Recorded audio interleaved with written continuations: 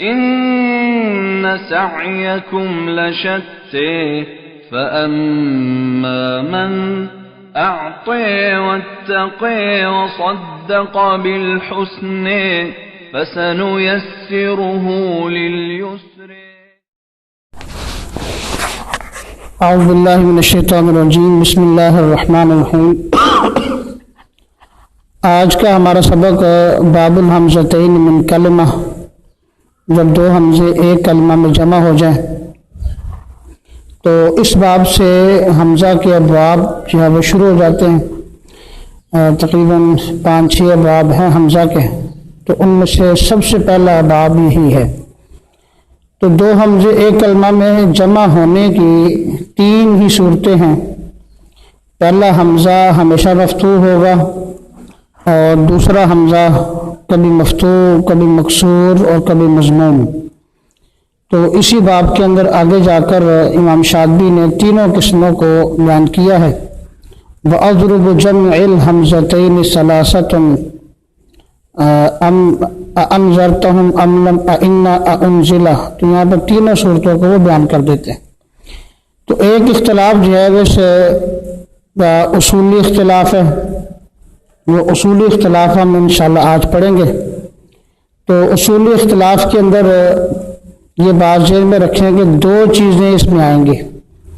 ایک تو تسہیل کا مسئلہ آئے گا اور دوسرا ادخال الف کا مسئلہ آئے گا. پہلا حمزہ جو ہے، ان دونوں میں سے پہلے حمزے کو تو کوئی قاری نہیں اس میں تبدیلی نہیں کرتے، بلکہ جتنی تبدیلیاں ہیں وہ دوسرے حمزہ میں کرتے ہیں، یہ پھر دونوں حمزوں کے درمیان میں ہوتی ہیں. تو دوسرا حمزہ جو ہے اگر وہ مفتوح ہو یا مکسور ہو یا مضموم ہو، تو تینوں صورتوں میں دوسرے حمزہ میں تسہیل ہوگی. وَتَسْهِيلُ أُخْرَى حَمْزَتَيْنِ بِكَلْمَةٍ سَمَا. یہ سب سے پہلا شعر ہے اس باب کا کہ دوسرے حمزہ میں تسہیل ہوگی جب یہ دونوں ایک کلمہ میں ہوں. تو یہ اہل سماع کی قرات ہے. مراد امام نافع رحمۃ اللہ علیہ، امام ابن کثیر مکی اور امام ابو عمر بصری یہ دوسرے حمزہ میں تسہیل کرتے ہیں، چاہے وہ مفتوح ہو یا مکسور ہو یا مضموم ہو. وَبِذَاتِ الْفَتْحِ خُلْفٌ لِتَجْمُلَ. اور فتح والے کے اندر خلف ہے امام ہشام کے لیے.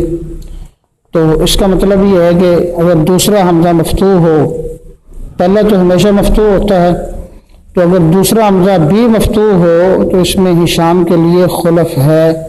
مطلب یہ ہے کہ ہشام تسہیل بھی کریں گے اور تحقیق بھی کریں گے. اس کے بعد دوسرا شعر ہے وَقُلْ أَلِفًا عَنْ أَهْلِ مِصْرَ تَبَدَّلَتْ لِبَرْشٍ. اور آپ کہہ دیجئے کہ اہل مصر نے امام ورش کے لیے حمزہ کو الف سے بدلا ہے. وفی بغداد یروى مسہلہ. اور بغدادیوں نے جو امام ورش سے روایت کیا ہے وہ تسہیل روایت کی ہے. تو یہ پچھلے شعر کے آخر میں دوسرا حمزہ مفتوح کی بحث چلی تھی، تو وہی بحث اس شعر کے اندر بھی ہے کہ دوسرا حمزہ اگر مفتوح ہو تو امام ورش کے لیے اہل مصر جو ہیں وہ اس دوسرے حمزہ کا الف سے ابدال نقل کرتے ہیں، اور اہل بغداد جو ہیں وہ امام ورش سے تسہیل نقل کرتے ہیں. تو دوسرے مفتوح کی مثال ہم نے پڑھی تھی أَأَنذَرْتَهُمْ. تو اس میں ورش جو ہیں ان کی ابدال ہم پڑھتے ہیں، وہ بن جائے گا أَنذَرْتَهُمْ. جہاں ابدال کرنے کے بعد جو کہ نون ساکن ہے تو اس کی وجہ سے یہ مد لازم بن جائے گی، یعنی طول آئے گا اس پہ. اور ورش کے لیے جو تسہیل ہے وہ ہم پڑھتے ہیں أَنذَرْتَهُمْ. تو یہ 2 وجہ بارکہ امام ورش کے لیے ہیں. تو اس کے علاوہ ہم نے یہ پڑھا ہے کہ اس کے اندر ہشام کے لیے تسہیل بھی ہے اور تحقیق بھی ہے، یعنی ہشام بنیں گے أَأَنذَرْتَهُمْ اور أَأَنذَرْتَهُمْ. اسی طرح اہل سماع جو ہے وہ اس دوسرے حمزہ کے اندر جو ہے وہ تسہیل کرتے ہیں. ان کے لیے تو حرکت کی قید کوئی نہیں ہے، دوسرا حمزہ مفتوح ہو یا مکسور ہو یا مضموم ہو۔ اب اس کے بعد تیسرا شعر ہم نہیں پڑھیں گے، بلکہ چند شعر چھوڑ کر آگے جو شعر آتا ہے نا وہ پڑھیں گے، تاکہ اصولی اختلاف کو ہم ایک جگہ پر جمع کر سکیں۔ وَمَدُّكَ قَبْلَ الْفَتْحِ وَالْكَسْرِ حُجَّةٌ بِهَا لُزْ، اس کا مطلب یہ ہے کہ تیرا ادخال الف کرنا، ادخال الف کا معنی ہے دونوں حمزوں کے درمیان الف کو داخل کرنا۔ قبل الفتح والکسر، جب دوسرا حمزہ مفتوح یا مکسور ہو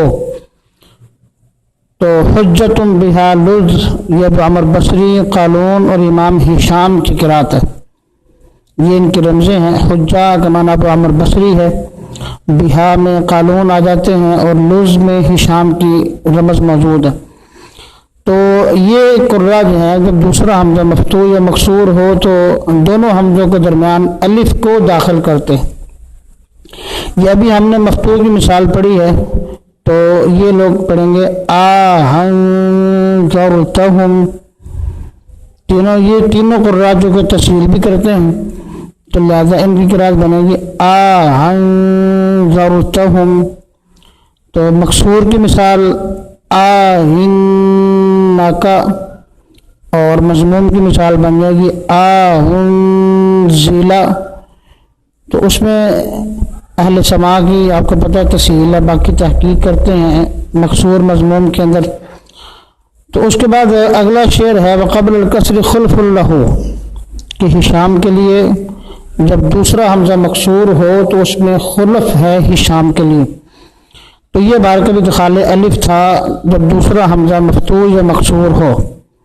تو جب دوسرا حمزہ مضموم آ جائے تو اس کے ادخال الف کا مسئلہ جو ہے وہ 3-4 شعر چھوڑ کر آگے بیان ہوا ہے۔ وَمَدُّكَ قَبْلَ الضَّمِّ، اور جب دوسرا حمزہ مضموم ہو تو اس سے پہلے ادخال الف لبا حبیبہ بخلفہما، ہشام اور ابو عمرو بصری کے لیے بالخلف ہے، بخلفہما میں تثنیہ کی ضمیر جو ہے ان دو کی طرف جا رہی ہے۔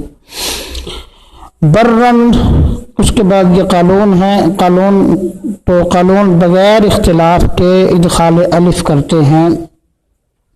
وجاء لیفصل، اور یہ ادخال آیا ہے تاکہ دونوں حمزوں کے درمیان فاصلہ کرے، جدائی ڈال سکے۔ تو برکب یہ دوسرا حمزہ مضموم اگر ہو تو وہاں ادخال الف کرنے والے یہ قاری ہیں ہشام اور ابو عمرو بصری کے لیے خلف کے ساتھ، اور قالون کے لیے بغیر کسی خلف کے یہ ادخال ہوگا۔ تو یہ پڑھیں گے آہنزلا، جو تسہیل کریں گے۔ اگر وہ تسہیل نہیں کریں گے تو ان کی قرات وہ پڑھیں گے آہنزلا۔ تو یہ بارکف دو شعر باب کے شروع میں جو ہم نے پڑھے تھے تسہیل کے حوالے سے، اور 2 شعر ہم نے اس کے بعد یہ پڑھے ہیں ادخال کے حوالے سے۔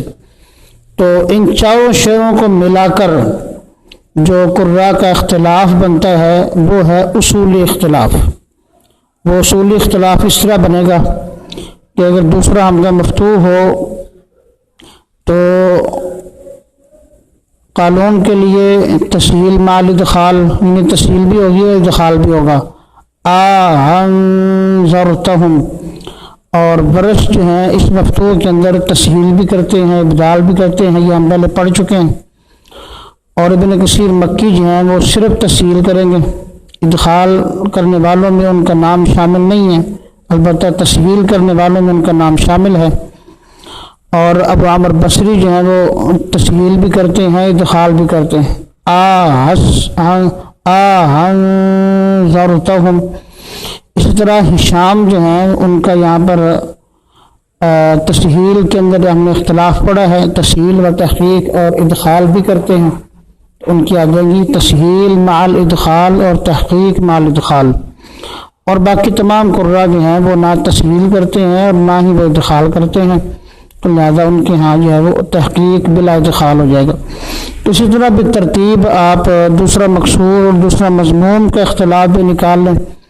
تسہیل کا ایک الگ ٹاپک ہے پہلی 2 شعروں میں، اور ادخال کا ٹاپک جو ہے وہ اگلے 2 شعروں میں ہم نے پڑھا ہے۔